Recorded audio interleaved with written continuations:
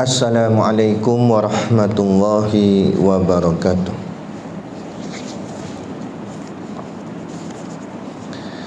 Ila hadrati sayyidina wa habibina wa syafi'ina Muhammadin sallallahu alaihi wasallam wa ila arwahi abaihi wa ikhwanihi minal anbiya'i wal mursalin salawatullahi wa salamuhu alaihi wa alaihim ajma'in wa ala ali kulli wassahabati wal qarabati wa tabi'in wa tabi'it tabi'in bi ihsanin ila yaumiddin wa ila arwahi walidina wa muallimina wa zawil huquqi alaina ajma'in.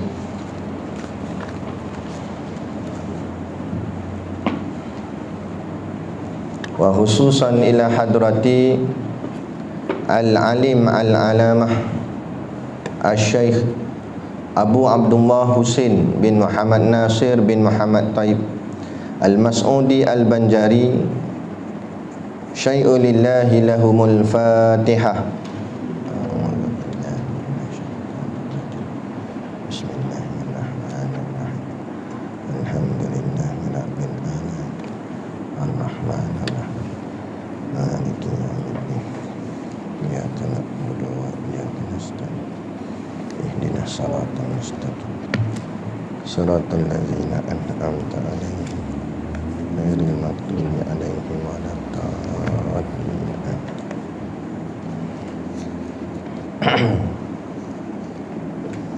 Bismillahirrahmanirrahim. Hamdan lillahi wa salatan wa salaman ala rasulillahi wa ala alihi wa sahbihi wa ba'd. Alhamdulillah, salawat dan salam semoga Allah limpahkan ke atas Rasulullah serta kaum keluarga dan para sahabatnya dan pengikut-pengikutnya sekalian. Qalu subhanaka la ilma lana illa ma 'allamtana innaka antal alimul hakim. Malaikat itu menjawab, Maha suci Engkau ya Allah, kami tidak mempunyai ilmu pengetahuan melainkan apa yang Engkau berikan kepada kami. Sesungguhnya Engkau Maha mengetahui lagi Maha bijaksana. Pertama-tama sekali kita merafakkan setinggi-tinggi kesyukuran kehadраtillah subhanahu wa ta'ala yang dengan limpah dan kurnianya diizin oleh Allah subhanahu wa ta'ala kepada kita pada malam ini untuk sama-sama kita menyambung lagi kuliah pengajian kitab kita, iaitulah kitab Usulut Tauhid fi Ma'rifati Turuqil Iman li Rabbil Majid. Moga-moga dengan pengajian ini akan mengelokkan lagi akan kefahaman dan keyakinan kita kepada Allah Subhanahu wa ta'ala. Maka keelokan itulah akan menghasilkan hati yang sempurna untuk dihadapkan kepada Allah Subhanahu wa ta'ala. Maka dengan kesempurnaan itulah Allah meletakkan kita di tempat yang paling sempurna, yakni syurganya, insya-Allah. Amin ya rabbal alamin.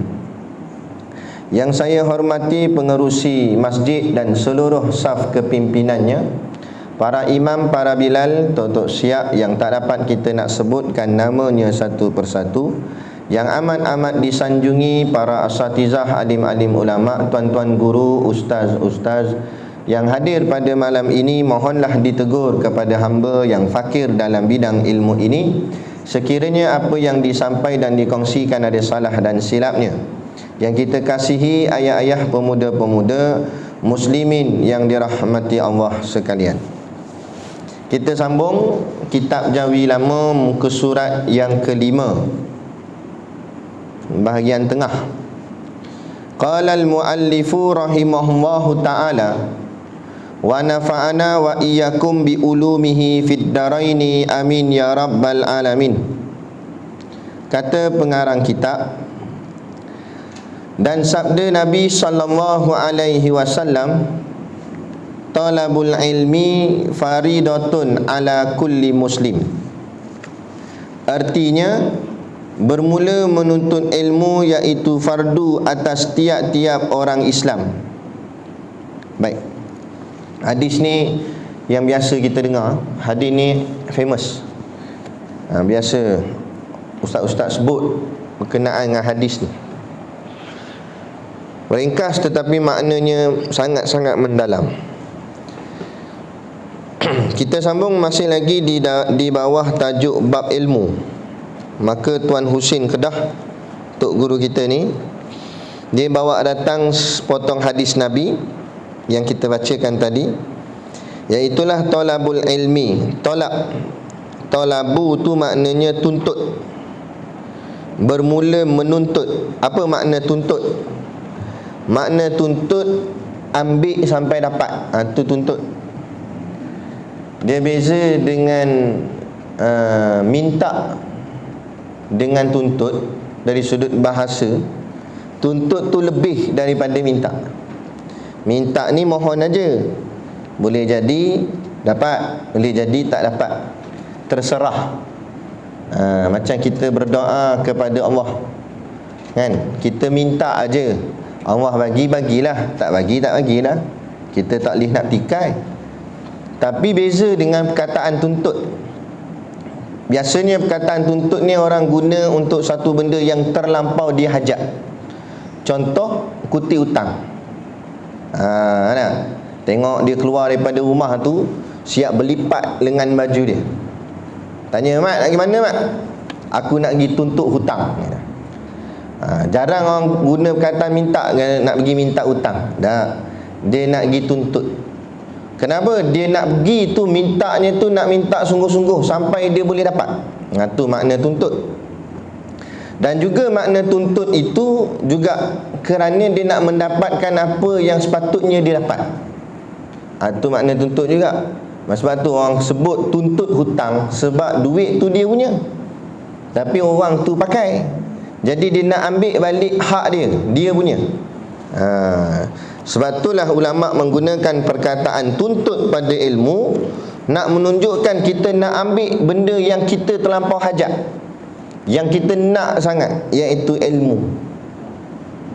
Sebab tu dalam bab ilmu, dia kena sungguh-sungguh. Dia tak boleh buat lebih kurang. Sepatutnya dunia itu jadi ala qadar, jadi ala bahagian isi masa kosong. Adapun akhirat itu bahagian tuntutan, tanggungjawab dan apa yang kita matlamatkan. Itu patut bahagian akhirat. Tapi kita ni, kebanyakan kita ni dah terbalik. Dia terbalik. Balik je mana? Yang bahagian dunia dia tuntut sangat, tak dapat cari sampai dapat. Tak dapat kerja pergi cari sampai puas hati. Kadang-kadang dapat dah kerja, nak cari lagi yang lagi besar, gajinya lagi besar, pangkatnya lagi tinggi. Puas, habis pusing. Dalam Malaysia ni 14 negeri dia lalu dah. Nak kebolehan benda, sebab nak bahagian dunia punya pasal. Tinggal kampung tak apa, kerja punya pasal. Sampai pergi luar negara ada. Muka Malaysia, muka Melayu, muka kampung dia je, duduk Australia Anda tak? Sebab apa? Duit punya pasal, dunia punya pasal. Dah salah Ustaz? Tak salah. Tapi nak cerita ni, bila kita meletakkan dunia jadi matlamat, akhirat jadi ala qadar. Tu cerita dia. Pergi cari kerja tu sampai luar negara boleh pergi, masjid depan rumah tak boleh sampai. Pelik tak? Pelik. Tu kata tadi tu saya sebut tadi, dunia jadi keutamaan, akhirat jadi ada tak ada sudah itu je. Macam malam ni lah, malam ni tuan-tuan duduk dalam kuliah ni, apa niat? Adakah niat memang nak menuntut ilmu, atau tunggu sampai isyak lah Ustaz? Kalau orang nak menuntut ilmu, dia tak kisah walau terlajak. Tapi kalau dia nak tunggu sampai isyak, jap lagi bunyi titik, dia buat gaya gini. Tapi bukan sinilah, tempat lain. Sini okey. Dah. Bunyi titik ni. Dia suruh ustaz berhenti. Kenapa? Sebab bukan dia nak ngaji sangat pun. Dia nak tunggu masuk isyak tu. Jadi dia tak akan dapat apa-apa. Ilmu tak dapat, barakah tak dapat. Tak dapat apa. Kita ni biarlah nak keberkatan. Biarlah akhirat tu jadi matlamat. Dunia patut ala qadar. Dunia ni patut bahagian isi masa. Orang tanya asal hang kerja? Isi masa kosong. Tu patut jawab gitu. Bukan nak cari sangat, tapi tak, macam orang pencen lah. Tapi dia pencen mau jadi macam tu, banyak terbalik tu. Bila dah pencen, kata apa pergi kebun? Saja isi masa, tak ada buat benda rumah. Baru nak bagi isi masa. Sebelum pencen dulu. Barulah pergi ke masjid surau. Bila pencen. Apa makna pencen? Pencen tu nama sedap sikit lah. Nama kasar dia, orang pejabat tak nak dah kita datang pejabat. Dia hambat balik. Nampak? Dia tak nak dah kita. Apa tak nak? Sebab kalau kira-kira salah. Ada buat silap tulis. Lemah dah, dia kata. Pergi balik dia kata. Tu bahasa kasarnya. Bahasa lembut panggil pencen. Tu nak cerita. Bila dunia tak nak kat kita, baru kita nak kat akhirat. Cek. Dah macam mana kali tu? Pintu syurga mana nak buka kalau macam tu? Dunia tak nak kita pun nak cari akhirat. Masa dunia nak kita, akhirat dia buat tak peduli. Lalu saja balik tu, balik lewat dah. Campur petang apa semua, kat maghrib senja pun nak balik. Nak balik kerja. Lintah 4 buah masjid, satu masjid dia tak singgah. Kok nak semayang lah dulu. Sagi teruslah perjalanan balik ke rumah. Dah buat tak pedulinya. Rumah Allah ni dia buat tak pandang. Dia akan singgah. Ada sekali dia singgah tandas buat kencing. Tu bahagian. Ni nak cerita sikap dan perangai bila kita tak faham. Tuntut tu apa dia? Tu cerita dia. Sebab tu saya kata hadis ni pendek tapi fahamnya besar.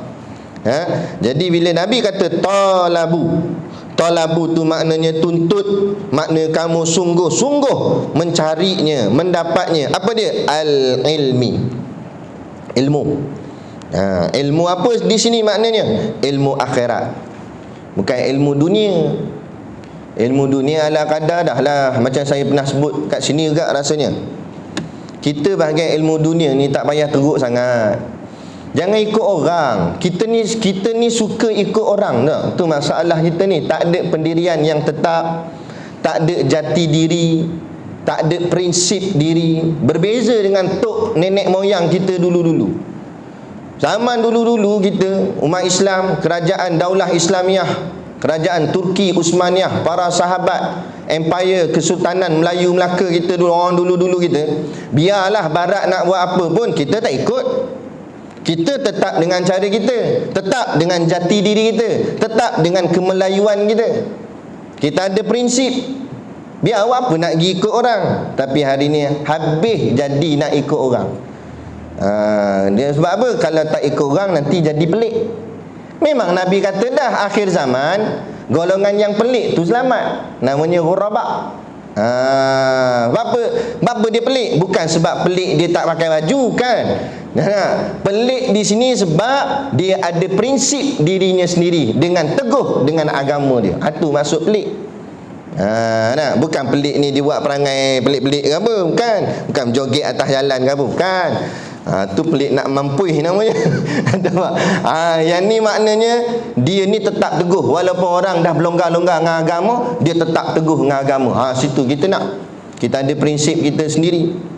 Ni ikut lah. Orang ngaji sampai peringkat universiti, nak ngaji juga sampai universiti. Bila tak tanya apa nak ngaji sampai universiti, tahulah ustaz ni. Dia pun tak tahu. Tak tahu? Nak boleh sijil kot. Tak tahu? Boleh dapat sijil boleh buat apa?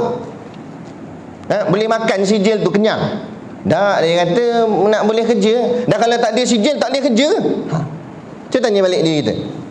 Tak boleh lah ustaz, sebab dia orang nak minta kerja kena ada sijil. Siapa suruh minta? Hang buatlah kerja sendiri. Bila masa nak jadi tokek, asyik jadi kuli bawah orang je. Nampak? Mentaliti kita lemah, terlampau rendah. Kita fikir belajar 3-4 tahun sampai master PhD, keluar-keluar duduk bawah orang. Cuba train diri tu, aku nak jadi atas pula, jadi tokek, biar orang kerja dengan aku. Nabi kata, kan? Daripada 10 tu, 9 tu ialah perniagaan, 1 baru kerja dengan orang. Nah, dari sudut sumber ekonomi, Nabi pun berniaga. Tengok Nabi berniaga, kan? Di bumi Syam apa semua tu, dari kecil lagi dah dididik begitu. Rupa-rupanya orang Cina ambil sirah tu, kita tak ambil sirah. Tengok orang Cina, bapak dia baju tak pakai, buruk ke depan tu, bapak dia tokek kedai. Dia didik anak dia duduk jaga kedai. Dia ajar habis, anak dia tak reti apa, dia ajar A sampai Z. Biar anak dia bodoh sekolah tak apa, E semua tak apa, tapi nu kedai tu keturunan dia. Tengok bersambung-sambung. Nah, siapa kerja dengan dia? Kita. Betul tak betul? Tu ada. Cuba ubah. Nah, kita sepatut kita lebih ke depan, sebab kita ni agama Islam. Kita ada ilmu, ada prinsip, ada Nabi, ada petunjuk. Tiba-tiba ada petunjuk tak ikut Nabi, ikut petunjuk orang lain. Jadi ikut mana kita ni? Sebab apa? Sebab apa jadi begitu? Kerana orang Islam sudah tidak lagi menuntut ilmu. Apa ilmunya? Ilmu akhirat untuk dipandunya. Yang dia lebihnya ilmu dunia. Kita kena tipu mentah-mentah, bulat-bulat, petak-petak dengan orang kafir laknat. Dengan orang kafir laknat. Dia sengaja susun berperingkat susun. Daripada tadika naik sekolah rendah, sekolah menengah, naik pula diploma, lepas tu degree, lepas tu master, lepas tu PhD, lepas tu EFG sampai XYZ. Habis huruf semua. Belajar. Berapa tahun habis? Kat 40 tahun, 30 tahun mengaji. Lalah kali nikah pun tak sempat, tahu-tahu mati kena Covid. Rugi macam tu bahagian hidup dia. Dah boleh apa? Bahagian agama langsung tak erti dah. Ngaji tinggi-tinggi, suruh baca Quran, merangkak lagi, kan? Dah macam mana cakap orang putih menyembur-nyembur mulut. Dia ingat dia nak speaking nanti dengan malaikat kot, kat dalam kubur. Bukan kesalah ngaji bahagian dunia.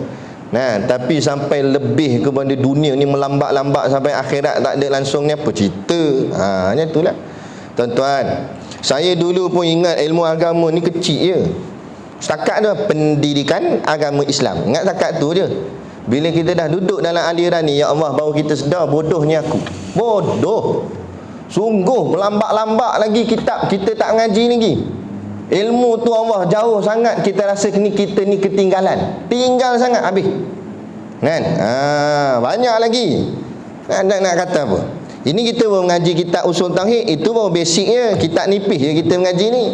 Ada lagi atas dia lagi, kan? Kita belajar sifat 20, dalam sifat 20 hurai pula lagi dalam. Itu baru tauhid. Dalam masalah fiqh pula pecah pula, ada qaul, ada pandangan gini, pandangan begini. Ada banyak pula nama ulama-ulama dia, imam dia. Ada yang qaul asah, ada yang qaul rajih. Jenuh. Rupanya pecah banyak. Tapi barat ni dia membohongnya kita. Cuba tengok kat sekolah. Dia buat sekolah agama ni satu subjek je, pendidikan agama Islam. Itu pun bahagian nak ambil hati kita. Ni kan agama Islam. Tapi bahagian sains dia pecah 3. Ilmu sains tu asal satu je, dia pecah jadi fizik, kimia, biologi. Betul tak betul? Kita pun bangga, kimia ni ahli kimia ni kata. Ahli biologi, sebut sedap lah dengar bunyi, kan? Padahal agama tu patut dipecahkan ilmu dia, sebab dia terlampau besar. Dia tak cukup dengan pendidikan agama Islam semata dah. Dia kena pecah. Ada tauhid, ada fiqh, ada tasawuf. Barulah terperinci tauhidnya, barulah terperinci fiqhnya, barulah terperinci tasawufnya. Habis bila dijadikan satu, dia dah mampak-mampakkan jadi satu, mana terperinciannya dia tak ada. Bila tak ada, mana kan kita nak boleh faham ni? Akhirnya kita faham agama ni macam atas permukaan je lah, biasa-biasa. Akhirnya ilmu agama kita lebih kurang macam orang kafir faham agama kita. Betul tak betul? Ya, kita tanya Acong, ayah Acong itu Tuhan orang Islam apa nama? Kata Allah lah, dia kata. Kita tanya pula, dah Allah tu sifat dia apa? Ayah, kata Acong. Mana wa tahu mah, itu lu tanya lu punya ustaz mah, dia kata. Dia kata tanya ustaz hang lah. Mana dia tahu? Dia tahu Allah je lah, orang duk sebut-sebut apa Tuhan orang Islam. Tanya orang sebelah tu pula, nama Ahmad. Ahmad, kan? Tuhan orang Islam nama apa? Alamak kau ni, takkan kau tak tahu Allah lah. Oh, Ahmad kata. Confident lah Ahmad pun. Kita tanya dia dah sifat Allah apa Mak? Ayah. Ahmad pun ayah juga, sama macam Acong. Mana awak tahu, dia kata. Mana saya tahu, dia kata. Hampir tanya ustaz lah. Mana aku tahu, aku bukan ngaji pondok, aku bukan ngaji agama. Hang tanya ustaz lah bab sifat Allah ni, aku mana tahu. Sifat motor aku tahu lah, dia kata. Dan apa beza dia dengan Acong? Dia tukar nama dia, Mak Cong. Dia kata. Kan? Ni yang jadi kepada kita akhir zaman ni, mana reti apa bab agama. Akhirnya sama macam kafir. Bila sama macam kafir, kalau kafir masuk neraka, kita masuk mana? Berat kita ni. Macam mana agaknya kita nak yakin kita ni boleh masuk syurga Allah, kalau ilmu kita takat-takat macam orang biasa, orang tak kenal Islam. Islam kita jadi Islam ikut-ikutan saja. Nah, orang pakai baju jubah, pakai gaklah jubah, boh kopiah atas kepala, boh juga kopiah atas kepala. Orang bertudung, kita bertudung juga, tapi tak faham maqasidnya, tak faham hukum hakamnya, tak faham adab-adabnya, tak faham. Sebab apa? Sebab jauh dengan ilmu agama. Kenapa yang jadi jauh ilmu agama ni? Kerana terlampau dekat dengan ilmu dunia. Dia mesti macam tu. Dia tak boleh nak pergi dua-dua sekaligus, tak boleh. Ilmu dunia pun tinggi, ilmu akhirat pun tinggi. Tak boleh. Saya berani cabar, memang tak boleh jadi macam tu. Dia nak, kalau nak dunia, kena korbankan akhirat. Nak akhirat, kena korbankan dunia. Kalau kita nak ilmu akhirat, kita lebih, ilmu dunia tu bukan suruh buang. Biasa-biasa dah lah, tak payah lebih sangat. Biasa-biasa je. Kan? Lepas tu saya cakap, apa nak masalahnya? Kan? Kita nak jadi apa besar? Cuba fikir, kita nak buat kerja apa? Kerja apa yang kita minat? Kalau kita buat kerja tu, kita sonok dengan kerja tu.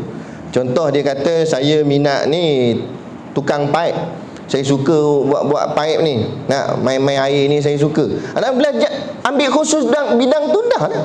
Pergi belajar bahagian bidang paip, fokus betul-betul. Belajar 3-4 tahun tentang paip saja. Fokus betul-betul, lepas 3-4 tahun keluar, buka bisnes paip. Buat habis rumah orang, paip apa, paip kecil, paip besar buat. Dapat rezeki, makan minum cukup. Batu yang selebihnya baki lagi tahun tu, sibuk dengan akhirat. Dah jadi hamba Allah yang bertakwa. Walau kerjanya bahagian paip, berkat pula tu Allah tambahkan rezeki. Jadi hidup dia senang, jadi hidup dia tenang. Ada hari ni belajar tinggi-tinggi, keluar memang nama sedap-sedap, manager lah apa semua, tapi tetap kuli manager pun. Stres tak stres dalam kepala? Jawab dengan jujur. Saya tahu, saya pun pernah kerja agak. Buh nama engineer. Orang kata hebat engineer. Hebat ke bendanya, sakit kepala. Nak balik ke rumah fikir lagi pasal projek tak habis lagi. Aduh, pening. Sat-sat lagi bos telefon pula. Bos kata esok nak present ni dengan klien. Siap dah belum slide presentation? Pula dah malam tu tak tidur dah buat benda tu. Anak datang lempar tepi anak, kata jangan kacau ayah nak buat kerja ni. Mana ada hubungan dengan keluarga. Jadi apa hidup kita? Ni yang berlaku ni. Nampak benda ni kecil, tapi kesan dia sangat-sangat besar. Rosak habis seluruh kehidupan kita. Lepas tu bila dah habis, tadilah saya kata pejabat dah tak nak perlukan kita, kira pun dah salah, dia hambat balik nama pencen. Bila dah pencen, barulah kita nak kerja yang dulu kita tinggalkan. Baru nak pergi cari masjid surau, baru nak nadah kitab, barulah nak bergaul dengan anak cucu. Waktu tu anak pun tak nak dah dengan kita. Sebab apa? Sebab kita pernah tolak dia dulu masa kecil. Nah, lepas tu dia ingat balik, ayah dulu pun saya datang ke ayah kata tepi ayah sibuk. Lah ni ayah jangan kacau saya pun sibuk. Apa nak kata? Menang lah. Kan? Lepas tu teringat sedih, anak aku. Anak kita punca dulu yang tu. Bermula daripada kita. Macam tu ke didikan daripada Rasulullah? Tak. Sebab tu saya cakap, kita tak ada prinsip ikut-ikut orang. Padahal kita ada Nabi, ikutlah Nabi kita. Jangan risaulah. Kita nak belajar tak apa, tak ada masalah. Tapi jangan sampai kita buat tanpa ilmu. Buat apa pun biar dengan ilmu. Orang tanya saya, Ustaz tak nak sambung belajar ke? Saya kata, nak sambung apa, memang aku tengah mengajar, tengah belajar mengaji. Kat pondok aku mengaji lah tu dengan Tok Guru. Tak, maksud saya, Ustaz tak nak ke masuk ni sambung belajar kat universiti, buat master ke, buat Ustaz dulu degree engineering, Ustaz buatlah pula degree bidang syariah kat UIA ke mana ke. Saya tanya pula dia, kenapa kena buat? Tak adalah, korang ada sijil. Dah kenapa dengan sijil tu? Nak buat apa sijil tu? Nak apa? Sebab tu saya cakap, kita duk ikut-ikut orang. Kenapa? Kalau kita faham kenapa kita nak belajar, tak apa. Kita belajar ni sebab nak dapat ilmu tu. Tu berkat, tak ada masalah. Mengaji sampai apa sijil pun tak apa. Atau kita belajar bukan kerana nak sijil, tapi kerana nak ilmu tu. Barulah jadi barakah, baru jadi berkat. Tapi kebanyakan hari ni tak payah kata orang yang belajar bidang akademik, orang yang belajar bidang agama pun akhirnya nak kerana sijil, bukan kerana ilmu agama. Akhirnya dia bawa balik sijil, tapi tak boleh bawa balik agamanya. Dia tak boleh junjung agama dia. Dia tak boleh tegakkan dengan perjuangan untuk tegakkan agama dia, tak boleh. Yang dia tegakkan sijil dia tadi, yang dibanggakan sijil dia tadi. Bukan kesalah. Ngajilah, nak ngaji mana pun, sampai ke Mesir ke Jordan ke mana ke, tak kira lah, tak ada masalah kan? Tapi biarlah kita buat dengan kefahaman. Macam contoh vaksin lah, masuk dah dia kata. Kita nak ambil, biar ambil dengan ilmu. Tak nak ambil pun, tak nak ambil dengan ilmu. Bukan kerana anti ke, kerana lawan ke, kerana sonok ke, kerana suka ke, kerana ikut orang. Tak, semua dengan ilmu. Kita faham kenapa kita ambil, dan kita faham juga kenapa kita tidak ambil. Barulah apa saja kita buat, kita yakin. Kita buat, kita rasa kita faham dengan ilmunya. Ini tak habis ikut orang.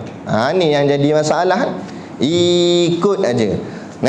Tu yang Nabi kata dalam hadis, nanti mereka masuk ke lubang bewak pun kamu akan masuk ikut mereka, ikut masuk ke dalam lubang bewak. Apa makna tersirat dalam hadis Nabi tu? Maknanya orang buat benda pelik-pelik, masuk tempat kecil, masuk tempat kotor, tersumbat gitu pun hang akan ikut, walaupun hang rasa benda tu susah pun ikut gak, sebab orang duk buat, kita buat. Gitu. Jadi kita nak apa-apa pun ni, kita punya pegangan hadisnya talabul ilmi, tuntutlah ilmu. Buat apa pun biar dengan ilmu, carilah ilmunya, belajarlah. Tak faham tanya. Itu je. Faridatun, kata Nabi. Faridatun ni berasal daripada perkataan fardun. Fardun tu maknanya wajib. Apa makna wajib? Ma yusabu ala fa'iluhu wa yu'aqabu ala tarikuhu. Buat dapat pahala, tak buat dapat dosa. Tu makna wajib. Buat kita boleh pahala, tak buat kita boleh dosa. Kenapa dalam hadis ni ditekankan faridah itu? Nak menunjukkan kehidupan kita ni, kita buat, kenapa aku buat A, kenapa aku buat B. Contoh, kenapa aku buat benda ni, aku tak buat benda ni? Kerana dosa pahala, bukan kerana kehendak hati. Buat ni kerana yang ni boleh pahala. Kalau buat macam ni tak dapat pahala, tinggallah.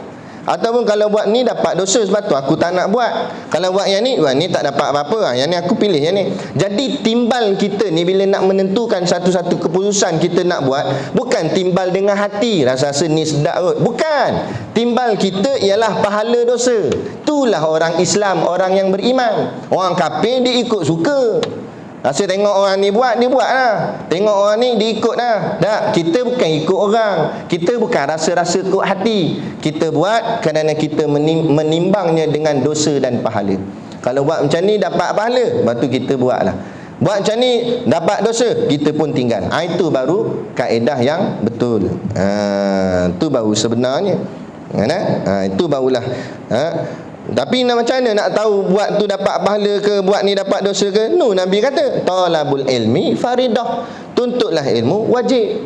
Sebab apa wajib? Sebab kamu nak timbang dia lagi. Nak timbang dengan apa? Kamu kena timbang dengan ilmu. Baru kamu tahu apa kamu buat tu betul ke salah, boleh tak boleh, sah ke tak sah. Tapi bila tak ada ilmu, pakai ikut je lah. Rasa-rasa boleh rasa, dia kata. Tak main rasa-rasa, mana boleh main hukum ni rasa-rasa. Rasa-rasa ni bahagian masak dah apa lah. Kan? Makanan kalau masin pun boleh telan lagi. Hukum tak boleh begitu. Tak jelas tak boleh. Dia kena jelas. Ni macam mana, ni macam mana. Sebab tu Nabi kata al-halalul bayyinun wal haramul bayyinun. Halal itu jelas, haram itu jelas. Nak? Lepas tu kita kena mengaji supaya kita jelas dalam kehidupan kita. Sebab tu orang yang ilmunya banyak diibaratkan seperti suluhan cahayanya terang.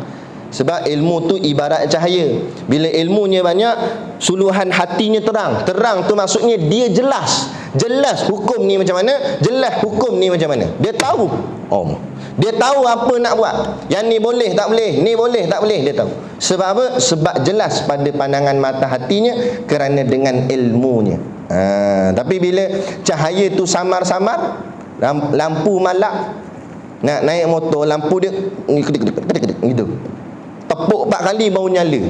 Nampak ketepak itu, lama sikit gelap balik. Macam mana nak jalan? Macam mana nak jalan? Jalan tu takut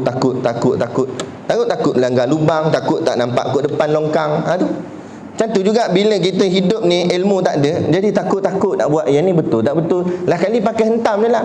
Kalau hentam tu nasib-nasib kena betul, nasib baik lah. Kalau nasib tak kena, tadi motor tu kalau dia jalan tu kena jalan dia betul, lampu dia malap-malap. Tapi kalau tak kena betul, tergolek lah masuk dalam longkang. Tapi kalau hidup kita ni, motor kita masuk longkang boleh tarik keluar lagi. Tapi kalau hidup kita termasuk jalan yang salah, jalan yang sesat, agak-agak boleh keluar balik. Macam mana nak selamatkan? Berapa ramai ikut ayah pin, kita betulkan balik pun dia kata tak, dia tetap setia. Payah dah, ajaran dah terbuku dalam hati, taksub tu dah masuk, habis tak boleh buat apa dah. Sebab apa? Sebab puncanya kerana tidak dituntut akan ilmu. Ilmu mana? Ilmu yang wajib. Ilmu yang wajib ini ada 3 yang disebut sebagai fardu ain. Yang lain tu fardu kifayah. Fardu ain, tauhid, fiqh dan tasawuf. Ini bekalan kita. Betullah orang Melayu kita, baju Melayunya ada 3 poket. Kerana melambangkan setiap orang Melayu itu bekal pada dirinya mesti 3 bekal. Barulah dia selamat. Apa bekalnya? Bekal tauhid, bekal fiqh dan bekal tasawuf. Tu pastikan kita hidup ni, jangan lagi kita mati melainkan kita mengaji 3 ilmu ni. Kalau rasa belum cukup mengaji 3 ilmu ni, jangan mati lagi. Macam mana dia kata kalau ada malaikat datang? Sebab tu jangan sia-siakan hidup. Nak daripada duduk saja. Sebab tu dia kena tuntut. Ilmu ni bukan ditunggu, ilmu ni dicari. Kita tunggu. Mana ustaz ni tak main kuliah ni? Itu tunggu. Ilmu ni dicari. Sanggup tinggal rumah, sanggup tinggal tempat kita sebab mencari ilmu tu nama cari. Tapi telah tadi saya cakap, kita terbalik. Bahagian dunia kita tinggal rumah, tinggal kampung halaman, bahagian nak pergi cari kerja. Sampai tinggal negeri. Masuk negeri orang. Sebab apa? Kerjanya pasal. Tak selesa pun tak apalah, kerja punya pasal. Dah bagian ilmu, tak boleh. Duduk sini dah, tunggu sekejap lagi ustaz datang. Ustaz tak datang tak apa, kita balik. Dia kata kuliah batal. Tu je. Apa nak dapat je tu? Apa hasil kita boleh dapat? Tak dapat apalah. Tu yang kadang-kadang ilmu tu tak berkesan ke atas kita.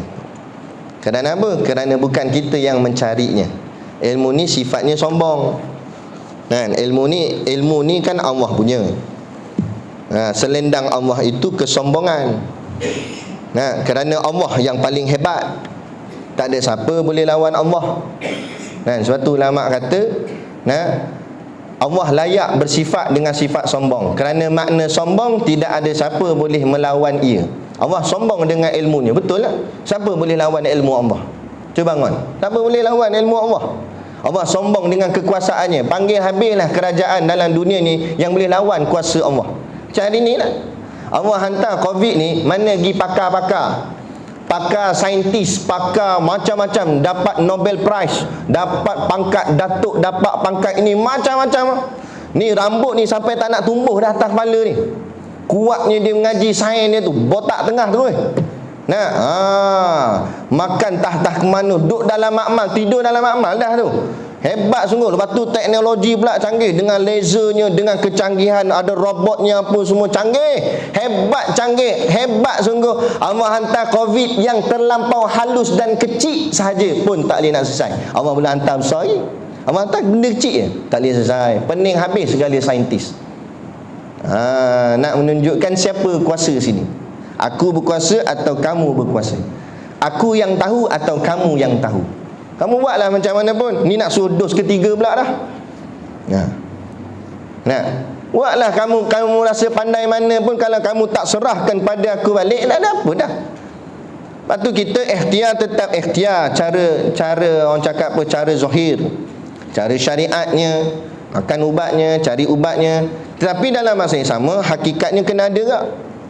Ada satu orang ustaz, saya tak nak sebut nama dia, sebab ustaz ni memang terkenal pun. Dia ada datang di pondok kami, dia ziarah. Lepas tu dia ceritalah dengan kami dalam pejabat tu, Tok Guru ada sekali, dia cerita. Dia kata dia ada jumpa antara orang yang diistilahkan sebagai pemimpin lah. Tapi dia tak sebutlah jawatan apa ke, pangkat apa ke, nama pun dia tak sebut. Cuma dia kata dia ada jumpa peringkat atas. Kemudian dia usulkan, dia kata, apa kata kita daripada pihak kerajaan ni, kita buatkan satu galakan majlis besar-besaran untuk mengarahkan seluruhnya bertaubat kepada Allah, termasuk daripada agung sampai rakyat paling bawah, untuk insaf dan bertaubat kepada Allah. Tinggal habis segala maksiat. Benda-benda yang larau, joget-joget, semua kita tutup habis. Pusat judi kita stop, nak kilang arak stop. Dia usulkan begitu. Kemudian apa jawab yang ada kuasa tu, yang ada autoriti tu? Dia kata, ustaz, taubat ni nafsi-nafsi, taubat ni sendiri-sendiri, kan? Bukan kena buat ramai-ramai rakyat. Saya sendiri je lah nak taubat lah, dia kata. Pula jawab macam tu. Dah macam mana? Macam mana? Kita tak nak kata apa. Tapi jangan buat spekulasi sendiri. Rasanya ustaz ni cakap pasal dia. Saya tak sebut siapa-siapa, kita sebut bentuk umum supaya kita ambil iktibar daripada situ, kan? Jadi itu nak ceritanya. Jadi kita kenalah bersungguh-sungguh menuntut akan ilmu agama Allah. Bekalan yang kita kena bawa ialah tauhid, fiqh dan tasawuf. Yang lain-lain tu tak apalah, samping-samping. Tapi yang nak kena ulang ni tauhid, fiqh, tasawuf tu kena ulang-ulang. Malah kata guru kami, yang lebih banyak nak kena ulang ialah ilmu tasawuf. Ilmu tasawuf. Lagi-lagi kalau kita sudah di hujung usia. Sampaikan Tok Guru Haji Hitam, dia Tok Guru pada Tok Guru Siddiq Noh. Dia pesan kepada Tok Guru Siddiq Noh, dia kata, Dek, dia panggil Dek lah, nama singkatan manja dia. Kata, Dek, jangan kamu ni tak baca satu ayat pun daripada kitab tasawuf satu hari. Mana sehari tu jangan langsung tak baca kitab tasawuf. Kena hari-hari ada baca kitab tasawuf, supaya hati kamu sentiasa bersih, ni kata. Kena ulang. Kalau ilmu tauhid kamu dah cekap tak apa, ilmu fiqh kamu dah cekap tak apa, ilmu tasawuf kamu cekap macam mana pun, khatam mula balik, dia pesan kita. Ilmu tasawuf tazkiyatun nafs, dia mencuci hati. Sebab apa? Sebab kita hebat dari mana pun. Contoh tauhid kita hebat, akidah kita mantap, sifat 20 ni semua dalam kepala, hujah dalil semua ada. Tapi kalau dalam hati tu ada sombong, nak buat gimana? Gimana dah?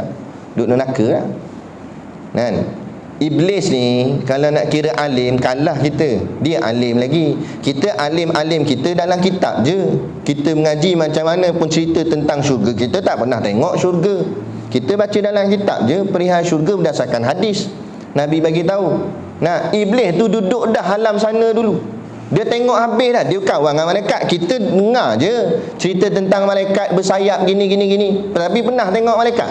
Tak pernah. Iblis pernah tengok dah malaikat. Jadi kalau nak kira alim, dia lebih tahu lagi. Tapi bukan kerana tahu tu jadi selamat semata. Tapi sebab apa dia dilaknat Allah? Kerana dia sombong. Satu tu je, sombong. Ingkar, aba wastakbara. Kan? Allah kata sujud pada Adam, tak nak, degil, kerah kepala, buat sombong situ. Siapa dia? Aku nak kena sujud pada dia pula. Situ. Nah, jadi kita jaga. Jangan sampai hati kita ni jadi macam iblis, jadi sombong. Ngajilah, ulang-ulang. Dia yang nak menghalang diri kita daripada diri kita jadi sombong, dia kena mengaji ilmu tasawuf. Kena ulang-ulang ilmu tasawuf. Orang kafir barat kafir ni, dia dah tahu dah benda ni. Sebab tu kalau kita perasan tengok di universiti, jarang-jarang saya nak jumpa ijazah sarjana ketasawufan. Tak ada. Kan? Ada sesetengah tu adalah, tapi sikit-sikit, tak ramai. Yang lebihnya pada ijazah sarjana Quran, ijazah sarjana hadis. Dan bukan saya kata salah, tak salah. Tapi kalau ilmu tu tidak disulam, tak disulam dengan ilmu tasawuf, dia sombong. Mula dia akan perlikih orang lain. Hang siapa dia? Hang pandai mana? Saya ni pakar hadis, dia kata. Dia ngaku dia pakar hadis. Imam Bukhari tak ngaku pakar hadis. Padahal Imam Bukhari hafal hadis siap dengan sanad-sanad berapa puluh ribu. Kan? Mula sebab apa dia kata pakar? Sebab ada PhD. Kan? Imam Syafi'i punya hebat, tak ada PhD pun. Apa nak bangga dengan PhD? Bukan pasal PhD, tak PhD, ilmu tu. Tanda ilmu tu berkat, kamu boleh amal. Kata pakar hadis, takkan tak jumpa hadis tentang sunnah Nabi, serban, jubah. Dah tu kata PhD, apa pakai baju biasa je. Kan? Patutnya lagi tinggi ilmunya, lagi tinggi sunnahnya dengan Nabi, lagi kuat dia punya contoh dengan Nabi tu. Ni tak pakai kod. Bila pula Nabi pakai kod?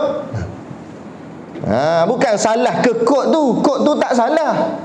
Nah, tapi hang kata hang hebat sangat kan? Macam itulah. Pandangannya. Tu cerita. Ni faham? Jadi itu dia. Tuntut ilmu wajib. Ilmu mana wajib? Tadilah kita sebut tauhid, fiqh, tasawuf. Lepas tu pesan sangatlah, saya pesan sangat kepada kita semua, dan kita didiklah anak keturunan kita, jangan tinggal tiga ilmu ni, tauhid, fiqh, tasawuf. Gila mana pun tauhid, fiqh, tasawuf, tauhid, fiqh, tasawuf. Lepas tu ilmu-ilmu yang lain tu bahagian tambah-tambah, tak apalah. Nak berlebih kurang. Yang ni, tiga ni kena fokus bulat-bulat, biar sampai mantap, biar sampai orang cakap apa, sampai lumat, sampai nak termuntah mengaji tu. Sampai ke tahap Tok Guru kami pesan di pondok tu, sampailah dia mengajar ni, kita dah boleh agak apa Tok Guru nak cakap, sebab diulang selalu benda yang sama. Bila Tok Guru, aku tahu tak lagi Tok Guru nak hurai macam mana. Tahu dah, sebab Tok Guru ulang ni kat 14 kali dah. Tak apa dah. Itu maksudnya sudah lekat masuk dalam hati. Tak apa. Memang kena begitu. Ilmu, tauhid, fiqh, tasawuf. Tauhid, fiqh, tasawuf. Sampaikan tok kita dulu buat baju Melayu pun, dia buat simbol poket sampai 3. Lepas tu poket yang pertama duduk kat kiri, tak duduk kat kanan. Berapa kiri? Kiri ni jantung, qalbun, hati. Situ tempat letaknya ilmu tauhid, di hatimu, akidahmu. Kemudian baru diapit dengan 2 ilmu lagi, fiqh dan tasawuf. Di bawah, poket yang 2 di bawah. Jadi tunggak 5 rukun Islam. Ada 5 butang atas ni, tengah-tengah ni. 2 butang lagi dekat anak tekak, 2 kalimah syahadah. Itu kamu kena pegang, tu bai'ah kamu, janji kamu, jangan lepas benda tu.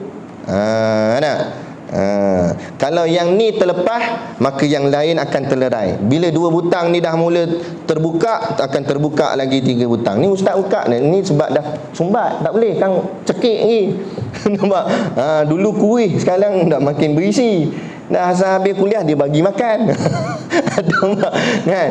Tu tak boleh santun lah dulu boleh. Nah, hang buka ni habis terbuka ni. Lepas tu baju-baju sekali terbuka. Bila baju terbuka poket ada lagi tak? Tak ada dah. Itu simbolnya. Sampai gitu orang dulu kita buat simbol. Mana kalau rosak syahadah ni, rosaklah rukun yang lain. Rosak rukun yang lain tak ada apa dah. Tauhid, fiqh, tasawuf habis tak ada dah. Tertanggal. Bila tertanggal tak ada baju jadi apa? Bogel. Bogel tu maksud apa? Malu. Bangsa kita sudah dibogilkan. Malulah sebab ilmunya tak ada. Diperlekehkan orang. Tu. Sampai begitu ulama-ulama dulu menyimbolkan dalam sudut pakaian, dalam sudut perbuatan, supaya anak cucunya perhati tengok. Tapi dah mana nak ambil tahu. Yang dia nak ambil tahu BKC masuk dah belum ni kata. Bukan salah kebantuan tu, tapi sibuk ke situ tak habis-habis. Jangan risaulah. Rezeki Allah nak jamin. Rezeki tidak pernah tersalah alamat. Kalau dah memang nama kita sampai, jangan risau. Tak payah dengki ke orang lain. Patut yang kita kena risau, Allah bagi kita rezeki banyak, apa kita buat dengan rezeki tu? Adakah kita banyak membelanjakan dalam perjuangan, dalam derma, atau dalam ilmu kita, beli kitab ke apa ke? Tak. Lagi banyak Allah bagi, lagi banyak bahagian dunia. Patut situ kita kena malu. Takut kita nanti nak jawab depan Allah Ta'ala, aku bagi kat kamu, apa kamu buat untuk aku, untuk agama aku? Kan? Kita berbangga-bangga kereta banyak, rumah besar. Tu dia. Baik. Faridatun ala ni makna atas. Kenapa disebut atas? Kerana atas tu nak menunjukkan terbeban. Terbeban. Kita menanggungnya. Jadi menuntut ilmu itu wajib ditanggung ala, ke atas. Ke atas apa? Kulli maknanya setiap muslimin, orang Islam. Orang Islam di sini tak kira siapa, baik laki, baik perempuan, baik muda, baik tua, baik sihat, baik sakit, tak kira. Asal dia Muslim, dia masih hidup, dia mukallaf, ada empat ciri mukallaf tu, maka wajib atas dia menuntut ilmu. Kena pula zaman kita lagi zaman canggih dah. Tak boleh ngaji kat masjid. Kata tak boleh nak ngaji Ustaz, tak boleh pergi masjid, badan tak boleh gerak ni, dia kata. Sakit ni Ustaz. Dia telefon. Sekarang ilmu macam-macam dah masuk dah. Kat YouTube ada, Facebook ada, macam-macam. Habis masuk dah. Dengan kalau buka YouTube tu, siap boleh pilih pula nak ustaz mana, nak kitab apa, semua ada. Apa lagi alasan kita ni tak tahu ke benda, jadi jahil. Hadap jumpa Allah nanti di hari akhirat, Allah tanya, saya tak tahu Ustaz, saya tak tahu Allah. Dah kenapa kamu tak tahu? Dulu saya tak belajar apa, tak belajarnya majlis ilmu punya banyak. Dalam alam internet semua, benda tu pula direkod. Kita nak mengaji tok guru dulu ada lagi, ada orang rakam, padahal dia tak ada, dah meninggal, boleh lagi dengar suara dia. Apa lagi tak nak ambil manfaat di situ? Apa lagi alasan kita? Tak ada alasan. Bila tak ada alasan, dihumban ke dalam neraka Allah, na'udzubillah min salik. Supaya jangan kita buat ringan dengan ilmu. Kerana ia sangat-sangat dituntut dalam agama ni, seperti mana dalam hadis Nabi kita ni, Nabi Muhammad sallallahu alaihi wasallam. Jadi tuntutlah ilmu itu wajib atas tiap-tiap orang Islam. Tolong kita ni sampai menyampaikan kepada yang lain. Cuba tuan-tuan menung sekejap, tengok. Boleh jadi kita pergi dengar kuliah isteri kita. Kalau kita balik mengajar pula isteri kita, bagus, alhamdulillah. Kalau kita buat tak erti, tanggunglah. Tanggung. Itu isteri anak. Kita pergi masjid, rotik zikir tu sampai nak tercabut biji tasbih tu, anak duk main motor sampai nak tercabut tayar.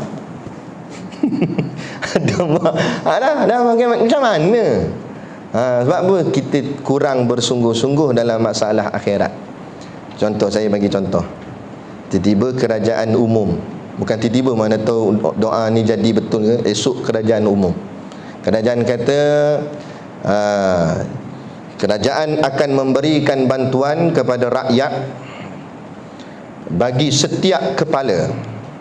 Satu kepala akan diberi sebanyak RM500. Memang nampak tak besar, tapi satu kepala. Mula habis dikira dalam rumah dia ada berkepala. Oh, banyak ni dia kata. Sampai tok dia yang terbaring kat tikar, dia tarik dengan tikar-tikar. Bawa pergi kat dewan tu, pergi minta ni 500 satu kepala. Dah kenapa di masjid Nabi janjikan pahala yang begitu lumayan, ganjaran syurga, menuntut ilmu, solat jemaah, kenapa tak tarik? Kenapa tak angkut habis selori dari kat rumah? Dah biar anak tengok televisyen. Dah tu saya kata, kalau macam tu lah kita kurang bersungguh. Cuba tanya balik diri kita masing-masing, pintu syurga mana nak buka untuk kita kalau kita buat benda ni sambil lewa. Tadilah awal-awal tadi saya sebut, bila meletakkan dunia itu matlamat, akhirat itu bahagian samping-samping je. Jadilah macam tu kan? Tapi kalau kita ubah konsep kehidupan kita, akhirat tu matlamat, dunia baru ala qadar. Ada orang hantar saya video Ustaz Idris Ahmad dalam satu forum ke apa tak tahulah, wawancara tu, dia teringat pesan ayah dia. Sedih dia, menangis. Dia kata dia dulu ayah dia tak ikut orang. Orang lain ngaji, hantar anak ngaji sekolah orang putih hebat-hebat, dia tak. Dia anak dia hantar ngaji sekolah pondok je kan, ngaji sekolah pondok. Pagi-pagi dia kejut mayang subuh, depan rumah dia surau. Dia akan arahkan gili-gili adik-beradik dia tu untuk azan kat surau tu, mayang. Lepas tu habis-habis tu sebelum pergi sekolah kena baca Quran dulu. Tak baca kena otan. Balik sekolah dapat report card. Pertama sekali keluar daripada mulut ayah dia tak tanya berapa A dapat. Ayah tak tanya. Ayah balik sekolah, ayah dia tanya dah semayang zuhur ke belum. Tak semayang, pergi semayang. Kalau tak aku tibai, dia kata ayah. Tak semayang, ayah dia tibai. Bukan pasal A tak A. Nampak? Ayah dia didik tu. Lepas tu ayah dia penafsan kat mana kepada semualah adik-beradik dia. Ayah tak takut soal dunia. Ayah dah orang cakap apa, dah puas dah didik kamu adik-beradik ni semua, anak-anak ayah ni dengan didikan agama. Soal rezeki, ayah serah kepada yang maha pemberi rezeki, yakni Allah. Hari ni tengok dia jadi menteri agama, siapa sangka? Yang dulu mengaji sekolah pondok je, sekolah agama je. Tengok adik-beradik dia yang lain. Seorang tu abang dia jadi mufti Pulau Pinang kan. Adik-beradik dia semua jadi ulama, jadi ustaz belaka. Kesan didikan. Kita nak hantar nanti nak kerja apa? Kawan tu sampai jadi menteri, kerja apa? Nak jadi menteri. Ilaha illallah. Tak yakin lagi. Dunia ni siapa punya? Tengoklah dulu, dunia ni siapa punya? Kita punya ke Allah punya? Bila Allah punya, siapa kontrol dunia ni? Manusia kontrol ke Tuhan kontrol? Allah kontrol. Rezeki tu siapa punya? Manusia punya ke Allah punya? Allah punya. Allah yang kontrol rezeki. Allah nak bagi pada siapa yang dia kehendak. Bukan soal sijil tak sijil, bukan soal ngaji tinggi tak tinggi. Soal siapa yang tunduk dan taat pada dia. Yakinlah kat situ.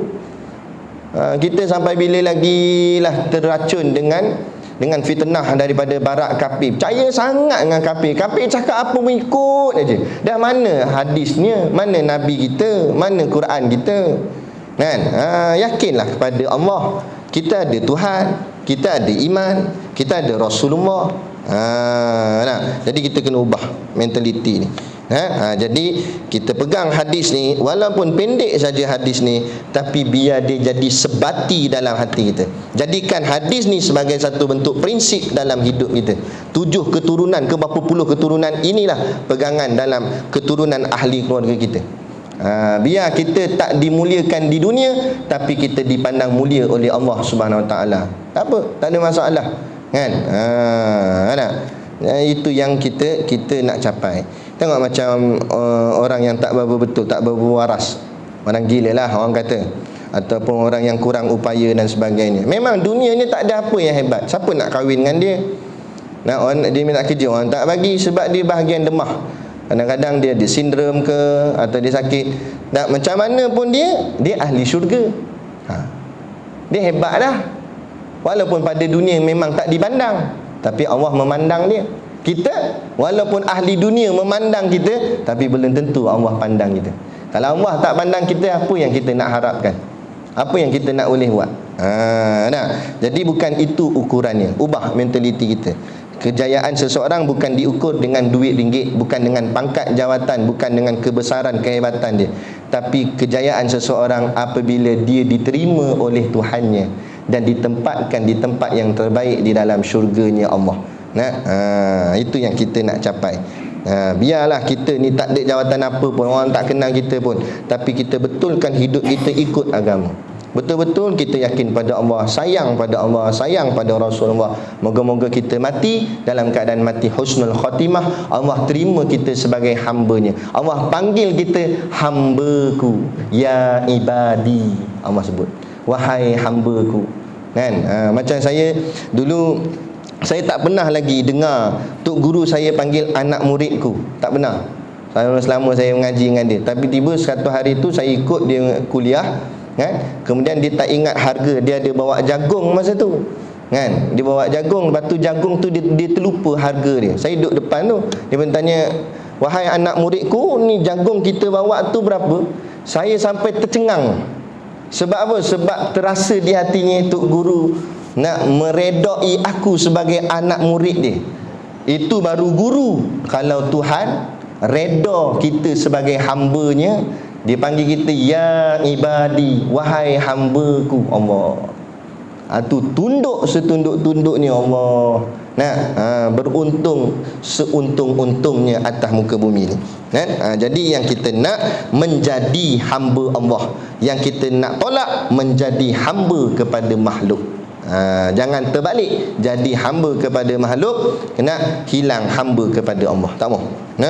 Jadi cukup sekadar tu dulu pada malam ni. Dan kita akan sambung nanti kuliah seterusnya, insya-Allah jika diizinkan Allah. Dan sabdanya, utlubul ilma walau bisin. Tuntutlah ilmu walau sampai sekalipun sampai ke negeri Cina. Puak Wahabi kata hadis ni palsu. Hadis ni bukan palsu, hadis ni lemah. Itu sahaja, lemah bukan, tak semestinya mana palsu. Lantak dia lah Wahabi. Baik.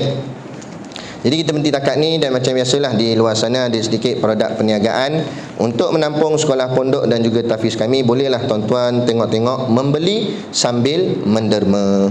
Jadi cukup sekadar tu pada malam ni. Saya mohon maaf sekiranya terkasar bahasa atau mengguris hati mana-mana pihak. Apapun yang baik datang daripada Allah, dan segala kekurangan dan kesilapan itu adalah diri saya sendiri dari segi adabnya. Adapun hakikatnya kullu min indillah, setiap sesuatu semuanya daripada Allah. Wabillahi taufiq wal hidayah. Assalamualaikum warahmatullahi wabarakatuh.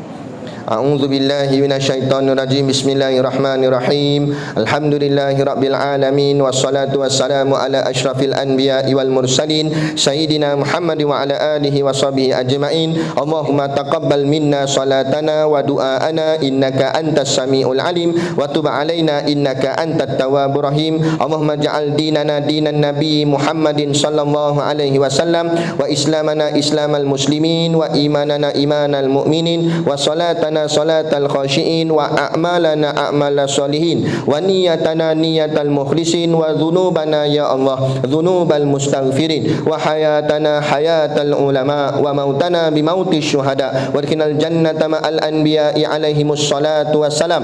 Rabbana atina fid dunya hasanah wa fil akhirati hasanah wa qina adzabannar, wa qina adzabannar, wa qina adzabannar. Wa sallallahu ala khairi khalqihi sayyidina Muhammadin wa ala alihi wa sahbihi wa sallam. Subhana rabbika rabbil izzati amma yasifun, wa salamun alal mursalin, walhamdulillahi rabbil alamin. Amin ya rabbal alamin. Taqabbalallahu minna wa minkum. Takbir.